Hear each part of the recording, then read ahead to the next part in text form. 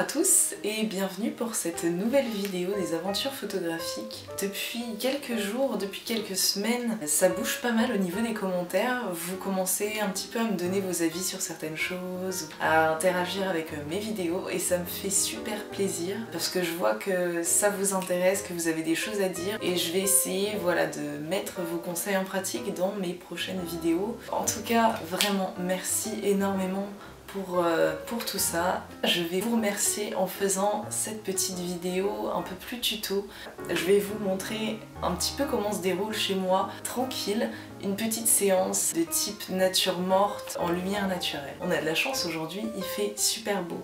Donc tant que le soleil est encore là, je voulais en profiter justement pour organiser une petite séance shooting. Ça va pas être vraiment du culinaire parce qu'il n'y a pas d'ingrédients frais, mais ça va être une mise en scène un petit peu japonisante avec des tasses, du thé, ce genre de choses, et puis on va voir ce qu'on peut en faire et si on peut arriver à rendre quelque chose de sympa avec ça.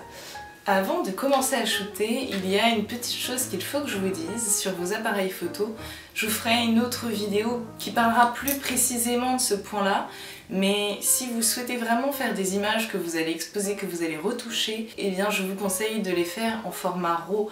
Vous pouvez changer ce réglage dans votre boîtier. Le problème d'un fichier JPEG, c'est qu'il est compressé de base et du coup, en compressant votre fichier, vous perdez des informations qui pourraient vous être utiles en retouche. Venez ici prendre la sélection pour modifier vos réglages. Ici, vous avez le format qui est... Moi, j'ai sélectionné le RAW. Sinon, vous, il peut être sélectionné en bas et se présente sous forme de lettres, par exemple L, M et S, comme les tailles de vêtements. Vous venez les désactiver et vous venez sélectionner, si ce n'est pas fait, un RAW.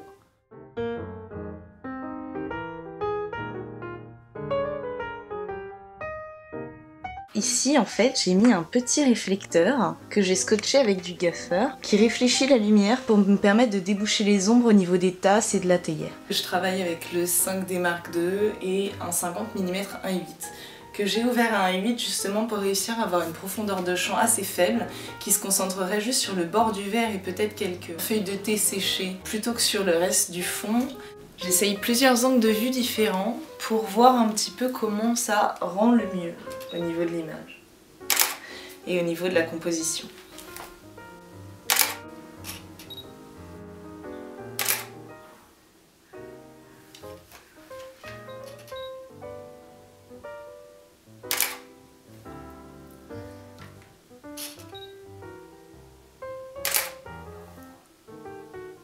Une fois que je commence à avoir assez de photos, que j'ai un petit peu épuisé tous mes angles, mais ça arrive seulement après un long moment à shooter parce que des angles vous en trouverez toujours. Et une fois que vous pensez que vous êtes arrivé au bout de votre vie mise en scène, et ben on va tout passer sur l'ordinateur. Mais ça, je vous le réserve pour une prochaine vidéo où je vous montrerai comment on exporte ces images et comment on les traite après les avoir prises, parce que c'est pas tout d'avoir fait une photo, mais il faut ensuite réussir à tirer le meilleur de sa photo via la retouche. Donc je vous ferai une vidéo tuto là-dessus la semaine prochaine.